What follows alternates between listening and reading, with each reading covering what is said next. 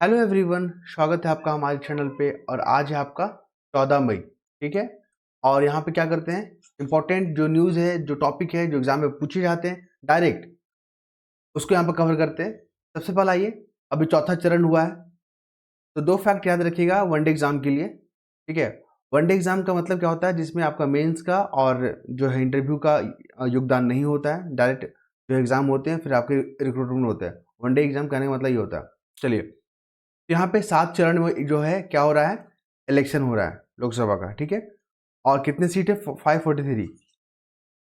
दो फैक्ट याद रखिएगा।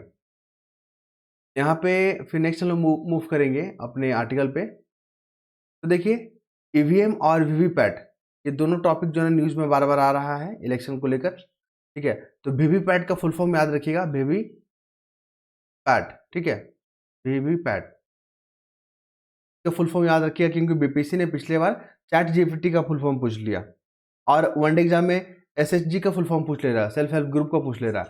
तो वीवीपैट का भी पूछने की पूरी संभावना है, आप इसको ध्यान में रखिएगा। आगे हम लोग बात करेंगे। ठीक है। और ईवीएम का शुरुआत कब हुआ था, 1992 में हुआ था। केरल का एक जो विधानसभा इलेक्शन हुआ था ना, केरल का, तो वहां पे जो है आपको देखने को मिला था 1992 में जो है ईवीएम का शुरुआत हुआ था, ईवीएम का स्टार्टिंग हुआ था, इलेक्ट्रॉनिक वोटिंग मशीन। क्लियर है। चलिए, दो फैक्ट यहाँ से हो गए। तीसरा, बीपीएससी के लिए इस पर एग्जाम में क्वेश्चन सुशील कुमार मोदी जी से बनेगा। ये जो बीजेपी की नेता है, उनका भी हाल में निधन हो गया, तो यहाँ से जो है करंट अफेयर का मुद्दा बनेगा। यहाँ पे सुशील कुमार मोदी जो है कितने बार जो है सांसद बन चुके हैं, ठीक है, किस जिला से बिलोंग करते हैं, उनका राजनीतिक में क्या योगदान रहा है। आपको बता दिए उप मुख्यमंत्री के रूप में भी कार्य कर चुके हैं। ठीक है। बिहार के दो पर्सनालिटी जो न्यूज में आते हैं, एक तो सुशील कुमार मोदी आ गए निधन के कारण, और दूसरा आया था आपके वो जिनको भारत रत्न मिला है, कपूरी ठाकुर। ठीक है, याद रखिएगा। तो दो पर्सनालिटी जो है न्यूज में आ गए हैं, तो इस पर बीपीएससी में क्वेश्चन पूछने की पूरी संभावना है।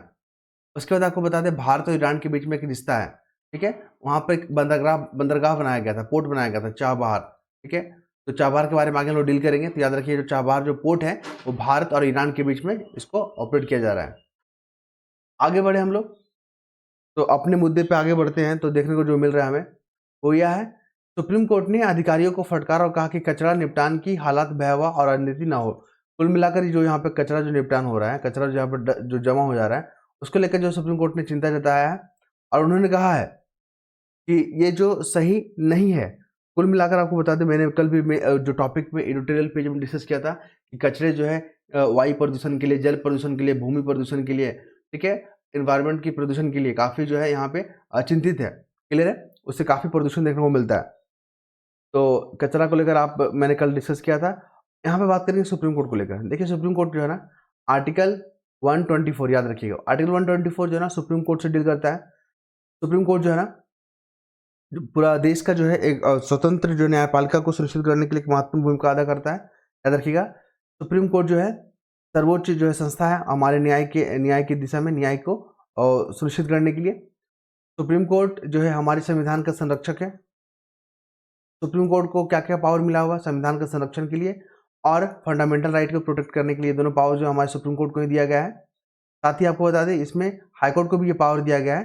ठीक है, लेकिन अल्टीमेट पावर जो है सुप्रीम कोर्ट को ही दिया गया है। आगे बात करें हम यहाँ पे, तो और हाई कोर्ट में और जो सुप्रीम कोर्ट होता है, सुप्रीम कोर्ट में जजों की संख्या बढ़ाने का पावर संसद को है। ठीक है। चलिए, उसके बाद हम लोग आएंगे यहाँ पे। अभी मुख्यमंत्री आवास पर सांसद स्वाति मालीवाल पर हमले जो है मामला हुआ, हमले का एक मामला देखा गया। क्वेश्चन यहाँ से नहीं पूछता, क्वेश्चन पूछता है महिला आयोग को लेकर। देखिए, बीपीएससी एग्जाम में तो महिला को लेकर काफी जो यहाँ पे टॉपिक को यहाँ पे हिट किया जाता है, महिला आयोग को लेकर। 2-3 बार तो इसके अध्यक्ष को पूछ दिया गया कि वर्तमान में उसके अध्यक्ष कौन है, तो रेखा शर्मा है, याद रखेंगे आप इसको। महिला आयोग जो है ना, 1990 का जो एक्ट था, ठीक है, 1990 के एक्ट के तहत 1992 में बना है महिला आयोग, नेशनल वीमेन कमीशन। याद रखिएगा, नेशनल कमीशन फॉर वीमेन 1992 में बना है और वर्तमान में रेखा शर्मा इसके अध्यक्ष है। ये जो है ना, नॉन कॉन्स्टिट्यूशनल बॉडी है। नॉन कॉन्स्टिट्यूशनल बॉडी कहने का मतलब है गैर संवैधानिक बॉडी है ये। ठीक है, इसको एक्ट के माध्यम से बनाया गया, संविधान में इसके बारे में कोई चर्चा नहीं किया गया। आगे बात करें हम लोग यहाँ पे, तो यहाँ पर देखिएगा एडिटोरियल पेज, सीधा ये महिला को लेकर यहाँ बात किया जा रहा है। महिला को लेकर बात किया जाता है मेंस में, तो यहाँ से टॉपिक पूछी जाती हैं। आप यूपी पीसीएस का देख लीजिए, बिहार पीसीएस का देख लीजिए, झारखंड पीसीएस का, अदर स्टेट पीसीएस का देख लीजिए, महिला को लेकर क्वेश्चन पूछे गए हैं। या तो इसी पेपर में पूछ लेता है या तो इकोनॉमी के सेक्शन में पूछ लेता है, महिलाओं का के सामने क्या वर्तमान चुनौतियाँ हैं, महिलाओं पर जो है वैश्वीकरण का क्या प्रभाव पड़ा है, महिलाएँ जो है अर्थव्यवस्था के विकास में किस प्रकार योगदान देती हैं, महिलाओं के समक्ष जो है विज्ञान प्रौद्योगिकी ने क्या चुनौतियाँ खड़ा कर दिया है। तो ऐसा करके क्वेश्चन फ्रेम करता है। आज जो टॉपिक में बात किया जा रहा है यहाँ पे स्टार्टअप को लेकर, ठीक है? जैसे कि आधी आबादी हमारी महिला को है, पूरे देश में अगर बात की जाए तो आधी आबादी किसका है? महिला का है। लेकिन पार्टिसिपेशन की अगर बात करें उद्योग के क्षेत्र में, व्यापार के क्षेत्र में, वाणिज्य के क्षेत्र में, तो आधी आबादी जो है ना उनका पार्टिसिपेशन बहुत कम है। ये बहुत बड़ा चिंता का सब्जेक्ट है, याद रखिएगा। उसके बाद आपको बता दें यहाँ पे महिला से जुड़े हुए तमाम फैक्ट को अगर आप देना होगा तो 8000 से अधिक जो स्टार्टअप ऐसे हैं जिसके संस्थापक महिला हैं। ये फैक्ट याद रखिएगा, उपलब्धि में आप उसको गिनाइएगा। फिर आपको बता दें जैसे दक्षिण के राज्य हैं, जैसे अपना ये प्यारा भारत हो गया, ठीक है? ये उत्तर के जो राज्य हैं, तो दक्षिणी राज्य में जो है आपको महिलाओं को लेकर ज़्यादा कंसर्न देखने को मिलेगा, मतलब ज़्यादा कंसर्न नहीं, ज़्यादा यहाँ पे ऑटोनॉमी देखने को मिलेगा। इनका परफॉर्मेंस जो बेहतर रहता है उत्तर भारत के मुकाबले। ये हो गया। फिर यहाँ पर बात करेंगे यहाँ पे क्या-क्या जो है यहाँ पे चुनौतियाँ हैं महिलाओं के सामने और क्या-क्या जो प्रयास किए गए। तो मिशन शक्ति याद रखिएगा, ये बाल विकास महिला मंत्रालय के द्वारा शुरू किया गया है, मिशन शक्ति जो महिलाओं से जुड़ा हुआ है। और यहाँ पे क्या होता है कि महिलाओं को जो है सूक्ष्म जो है लोन प्रदान किए जाते हैं महिलाओं को। एक ये हो गई योजना। दूसरा है अन्नपूर्णा योजना। अन्नपूर्णा योजना भी महिलाओं से जुड़ा हुआ है। यहाँ पे जो खाद्य और खान-पान से जुड़े जो व्यवसाय करते हैं ना उनको 5000 का 50,000 का क्या दिया जाता है? ऋण दिया जाता है। और उद्योगनी योजना भी याद रखिए महिलाओं से जुड़ा हुआ है। सीधा क्वेश्चन पूछेगा तो महिलाओं के लिए क्या प्रयास किए जा रहे हैं? तो 3 योजना को दे दीजिएगा यहाँ पे। मिशन शक्ति, ठीक है? मिशन शक्ति के बाद आप यहाँ पे उद्योगनी, ठीक है? उद्योगिनी, उद्योगिनी क्या है? सरकार के द्वारा प्रयास किए गए जो तमाम योजनाएँ हैं। फिर चिंता की अगर बात करें जो यहाँ पे, तो यहाँ पे जो सामाजिक मापदंड और रूढ़िवादी जो विचार है, ये बहुत बड़ा चिंता है महिलाओं के लिए, ठीक है? फिर यहाँ पे पूंजी जुटाना भी एक बहुत बड़ा समस्या महिलाओं के लिए। फिर यहाँ पे सलाह और प्रशिक्षण का अभाव है महिलाओं में, इस कारण से जो महिलाएँ तमाम क्षेत्रों में पार्टिसिपेट करने में हिचकिचाती है। फिर यहाँ पे बात करेंगे यहाँ पे अक्सर जो प्रौद्योगिकी का प्रशिक्षण नहीं दिया जाता है, तो नवाचार जैसे क्षेत्रों में उनका जो है योगदान काफ़ी कम हो जाता है, ठीक है? फिर भी निसंदेह महिला जो है उद्यमिता ना केवल किसी देश की आर्थिक विकास के लिए, तो आर्थिक विकास के लिए हमको महिलाओं को उद्यमिता एंटरप्रेन्योर बनाना ही होगा, ठीक है? इसके लिए महिलाओं के लिए बेहतर जो आधारभूत संरचना प्रदान करना होगा। तो ये आर्टिकल में ये देखने को मिलेगा आपको। फिर हम लोग बात करेंगे यहाँ पे खान-पान को लेकर। आपको बताते हैं जो डिब्बा बंद जो खाना होता है या फ़ास्ट फूड होता है, उससे जो है कहीं न कहीं किशोर अवस्था, युवा और बच्चे ज़्यादा शिकार होते हैं। जैसे कि आपको मोटापा जैसी समस्या देखने को मिलेगा, मधुमेह, हृदय रोग, ये तमाम बीमारियाँ जो है हो जाती है। तो जो भी फ़ास्ट फूड वगैरह खाते हैं तो उनको कम करें, ठीक है? एक सीमित दायरा में रहकर ही खाएँ, ज़्यादा इसका यूज़ ना करें, नहीं तो शरीर को बहुत नुकसान होता है और भरपाई करने में बहुत समय लग जाता है। देखिए भारत और कनाडा के बीच में जो संबंध है ना उसमें खटास अभी देखने को मिल रहा है। इसके पीछे आप क्या कारण मानते हैं मेंस में पूछेगा। तो आपको बता देना जो अलगाववाद जो बहुत बड़ा मुद्दा है, आतंकवाद बहुत बड़ा मुद्दा है, ठीक है? और यहाँ पे दोनों के बीच में जो चरमपंथी जो विचारधारा को लेकर जो यहाँ पे काफ़ी जो है यहाँ पे क्या है खटास जो है आई है, रिश्तों में गिरावट देखने को मिल रहा है या तनाव देखने को मिल रहा है। आपको बता दें यहाँ पे जो निज्जर एक है खालिस्तानी नेता था जो कि आतंकवादी था। भारत ने इसको आतंकवादी डिक्लेयर किया था तो उसका हत्या कर दिया गया था गुरुद्वारा के सामने कनाडा में। तो उसी को लेकर जो है कनाडा सरकार ने 4 भारतीयों को गिरफ्तार किया और बोला कि इसमें जो है भारतीय एजेंटों का इसमें हाथ है, भारतीय संस्थाओं का इसमें हाथ है। भारत ने बोला अगर ऐसी बात है तो आप हमें प्रूफ़ दीजिए, ठीक है? हम उस पे कार्रवाई करेंगे। लेकिन आपने तो प्रूफ़ दिया नहीं, बस बेबुनियाद हम पे आरोप लगा रहे हैं। और भारत ने ये भी कहा कि कनाडा जो है ना, ये हमारे जो हमारे देश की संप्रभुता को जो नुकसान पहुँचाने वाले जो तत्व हैं, ठीक है? आतंकवादी लोग उसको क्या करते हैं, हमें वीज़ा देके उसको सिटीज़न बना लेता है और कागज़ात वगैरह भी नकली देता है, ठीक है? फ़र्ज़ी देता है, फिर भी इसको सही मान के ये लोग क्या करता है उसको सिटीज़न प्रदान कर देता है। तो ये सही नहीं है। ये हो गया, दूसरा देख लीजिए यहाँ पे। अभी क्या है जलवायु परिवर्तन करने के लिए जो जुगनू है ना, आप देखते हो जुगनू, ठीक है? उसका जो अस्तित्व ही खतरा हो गया। इसके पीछे क्या कारण मानते हैं? तो इस यहाँ पे शहरीकरण हो गया, औद्योगीकरण हो गया, गहन कृषि हो गया, जलवायु परिवर्तन हो गई और ठीक है? तो इन तमाम कारणों से जो है यहाँ पे जुगनू का जो अस्तित्व यहाँ पे खतरे में चला गया है। फिर बात करेंगे भारत और ईरान के बीच में चाबहार जो यहाँ पे पोर्ट बनाने की बात की गई, आपको पता ही है, क्लियर है? और ये ईरान के जो है राष्ट्रपति ने उन्होंने कहा कि अगर ईरान पे खतरा होगा तो हम परमाणु बम बनाएँगे। चलिए, बहुत अच्छा। उसके बाद आइए चीन मुद्दे को लेकर भारत और चाइना के बीच में जो विवाद देखने को मिल रहा है। अभी आपने देखा होगा कि 2020 में जो गलवान घाटी जो हुआ था, गलवान घाटी जो हिंसा हुआ था, उसके कारण भारत और चाइना के रिश्ते में गिरावट आ गया है, गतिरोध आ गया है, क्लियर है? तो चाइना ने एकाएक जो आक्रमण किया था भारत पे, ठीक है? क्योंकि उन्होंने जो समझौता का उल्लंघन करते हुए भारत पे आक्रमण कर दिया था 1962 में।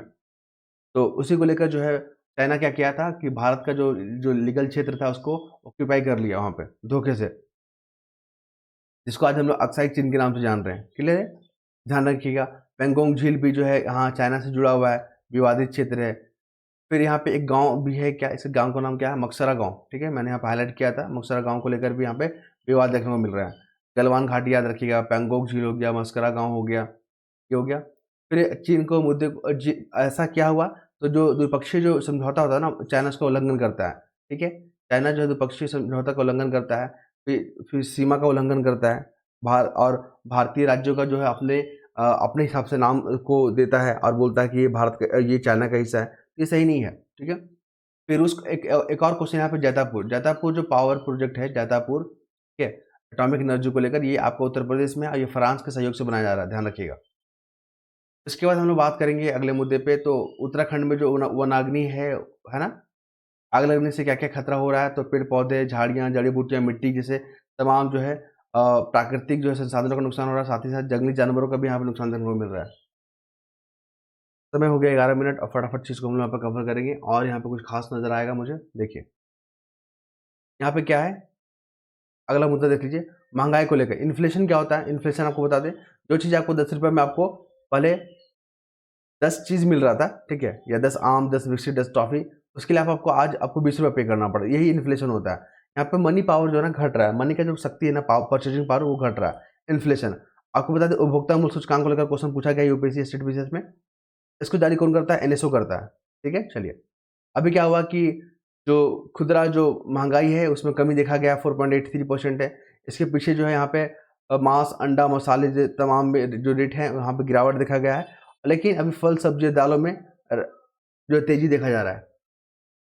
आगे बात करें यहाँ पे, तो यहाँ पे बात किया गया है कि जो अभी कांग्रेस सरकार है, वो सत्ता में आने के लिए जो अनाप शनाप योजनाएं को घोषणा कर रहा है कि महालक्ष्मी योजना आएगा तो हम सभी महिलाओं को जो 1 लाख रुपए दे देंगे।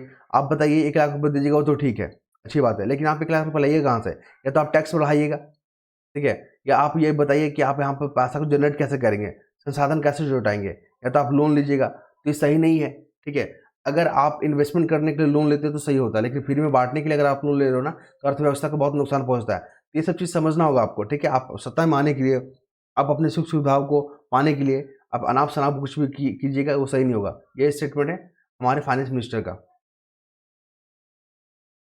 आगे बात करेंगे यहाँ पे, तो हमें जो अगला जो फैक्ट नजर आ रहा है इंपॉर्टेंट, यहाँ पे ये देखिए, पीओके में अभी आप देख रहे हो ना, हड़ताल चल रहा है, वहाँ पे अभी तनावपूर्ण स्थिति बना हुआ। पीओके जो भारत का ही हिस्सा है, लेकिन चाइना माफ कीजिएगा, इसने पाकिस्तान ने इलीगल तरीके से उस पर कब्जा कर रखा है, लेकिन भारत जो जल्द ही पीओके को अपने अधीन करेगा। ठीक है, क्वेश्चन पूछेगा यहाँ पे कि अभी वहाँ के प्रधानमंत्री कौन है पाकिस्तान के, तो आपको पता ही है, वहाँ के नवाज शरीफ है, याद रखेंगे आप। और पाकिस्तान जो है उनके देशों के साथ बाउंड्री साझा करता है, उसको भी ध्यान रखिएगा। इजराइल और फिलिस्तीन के बीच में पता ही आपको युद्ध हो रहा है, 2 स्टेट थ्योरी भी याद रखिएगा, इंपॉर्टेंट है। 2 स्टेट थ्योरी दोनों के सॉल्यूशन की बात करता है।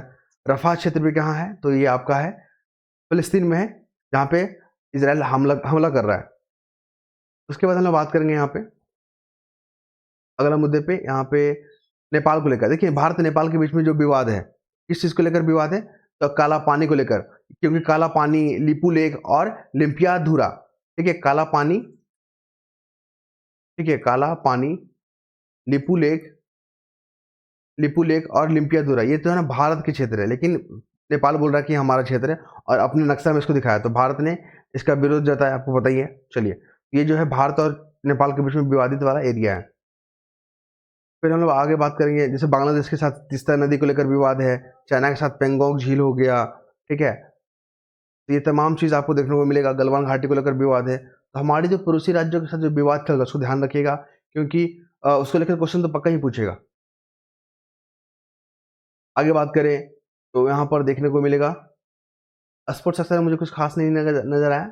बस याद रखिएगा कि नीरज चोपड़ा जो है भाला फेंकते हैं, किशोर जेना भी भाला फेंकते हैं, ठीक है, ये 2 फैक्ट याद रखिएगा।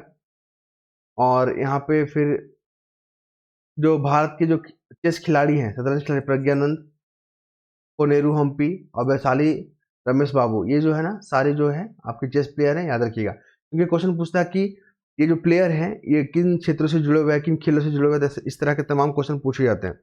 तो आई होप आप लोगों को यहाँ पे अच्छा लगा होगा हमारा प्रयास। अगर अच्छा लगता होगा तो आप अपना फीडबैक जो है हमें अपना कमेंट बॉक्स में डालेंगे, ठीक है, अपना प्रतिक्रिया व्यक्त करेंगे। कल फिर हम लोग नए टॉपिक के साथ, नए ऊर्जा के साथ आपके साथ समक्ष प्रस्तुत होंगे। धन्यवाद।